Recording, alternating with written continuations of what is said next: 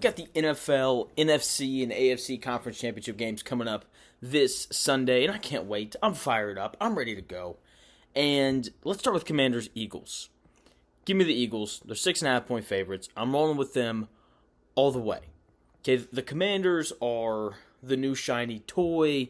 Jaden Daniels is the best rookie quarterback ever.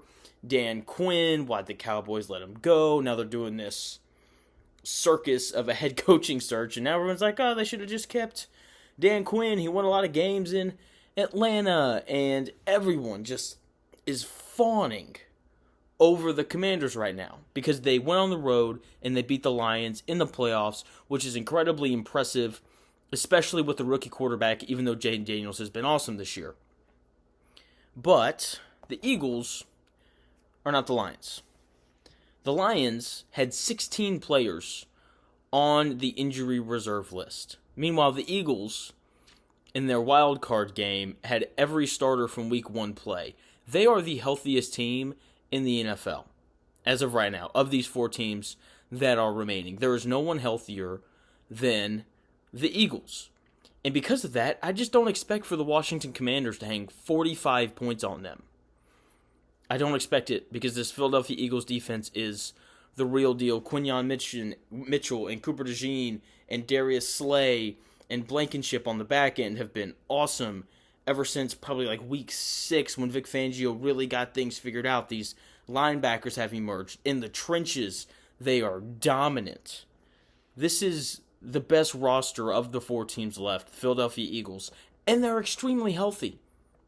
Okay, offensively, they have the best offensive line left. Jalen Hurts has been a little rusty here as of late, but he missed a lot of time with that concussion. And look, see, Jalen Hurts doesn't have to be great because they can turn around and they can hand it off to the only 2,000-yard rusher in the NFL this year in Saquon Barkley. And then they've got Devontae Smith and A.J. Brown. Like, that's the best duo. That's the best wide receiver duo left in these playoffs. This is the best roster left. And I know that we love the Commanders right now, and I know that we love Jaden Daniels right now. But you got to be crazy if you're not taking the Eagles in this game. The Commanders, they're a great story. Dan Snyder leaves. Dan Quinn gets his second shot as a head coach, rookie quarterback. Oh, here we go. And they've surprised everybody. It's been a very impressive season. I figured they'd be good before the year started. Their over-under win total was set at 7.5. I took the over. I thought they'd be solid. Didn't think that they'd be this good. Didn't expect Jaden Daniels to be this good. But they are. They've been a great story. But I just don't know how you don't take the Eagles in this spot. They're more experienced.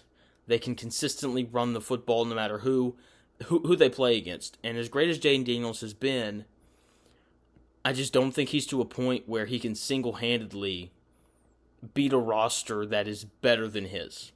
Which is fine, because most rookie quarterbacks can't even make it to the conference championship game. So I do believe that the Commanders' run ends here. The other game, Bills, Chiefs. What feels like part 1 million, but it's really only, part 4? The Chiefs are a 1.5-point favorite in this game, which I find interesting. The Bills have been great this year. This is the best offensive line they've had in front of Josh Allen since he's been there. Josh Allen was the 3rd least pressured quarterback in the NFL this year. James Cook has had an excellent year. He's one of 16,000-yard rushers in the NFL. Khalil Shakir, Amari Cooper, and Keon Coleman's a pretty good trio of wide receivers. I would definitely argue that it's better than what the Chiefs have got going on right now. The defense of the Bills, not quite as good as the Chiefs, but still very opportunistic. They force turnovers when they need to. I mean, they forced 3 against the Ravens, a team that really hadn't turned the football over all year. And this feels like the year that the Bills should finally get over this Kansas City Chiefs-sized hump. But we said the same thing last year, when the Chiefs weren't as good as they are now, when the game was in Buffalo and not in Kansas City. Like, the fact that the Chiefs are only 1.5-point favorites tells me that Vegas thinks that the Bills roster is better than the Chiefs. You say, well, Jonathan, if that's the case, then why are the Chiefs favored? Because Arrowhead is worth at least 3 points, guarantee you. I would put money on that. It is one of the best home field advantages in all of in all of pro sports. It just is. And despite the Bills having this great roster that's better than the Chiefs, despite Josh Allen having a better statistical year than Patrick Mahomes, I'm taking the Chiefs. I have to. I'm not betting against these guys.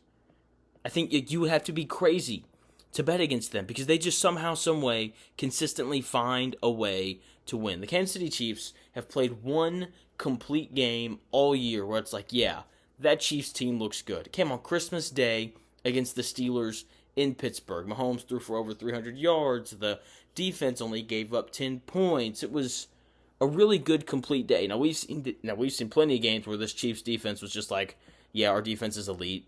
We're going to win this game by ourselves. But that game against Pittsburgh's the only one where the offense and the defense seemed to be on the same page. And they went 15-2.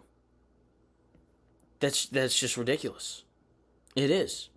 Like, they just consistently find a way to win. They find a way to grind out these games and find a way to win. And I expect them to do it again. Like, I know that the Bills beat them earlier in the year 30-21, but that was November. The Ravens beat the Bills 35-10 way earlier in the regular season. Teams change. Teams get better over the course of the year. The Chiefs are going to have both starting corners. Like, they're a little bit healthier. Like, Hollywood Brown's playing. And they're going to win this game.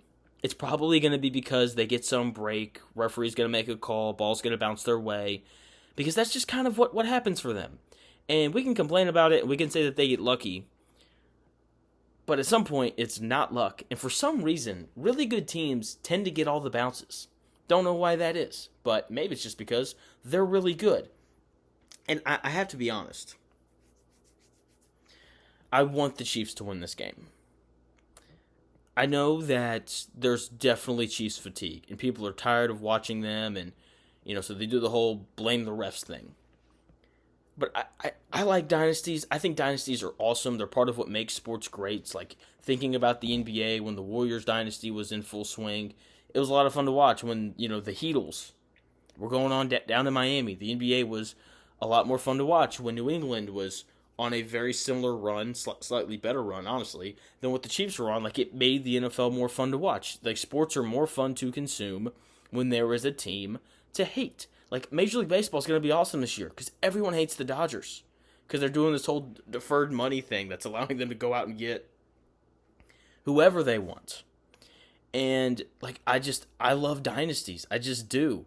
Like, I never got tired of the Warriors when they had Kevin Durant. I'm still not tired of LeBron James. I love greatness. I love watching great teams and great players play. And I always will. Like, I could eat a great steak dinner every single night. Like, I don't get tired of great things. And I also just really enjoy watching history. And there's never been a three-peat. Football's been around for a long time. The Earth's, thousands of years old, all that good stuff. And I like witnessing history. There's just something in me that really enjoys that.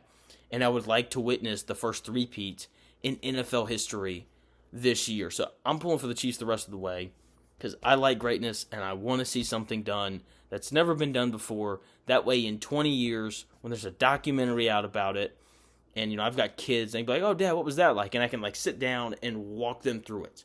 Like, I want to be able to do that. So, I'm pulling for the Chiefs.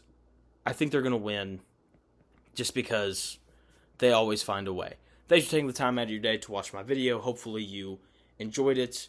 Please, if you did, please subscribe, like, do all those things, and I'll talk to you again soon.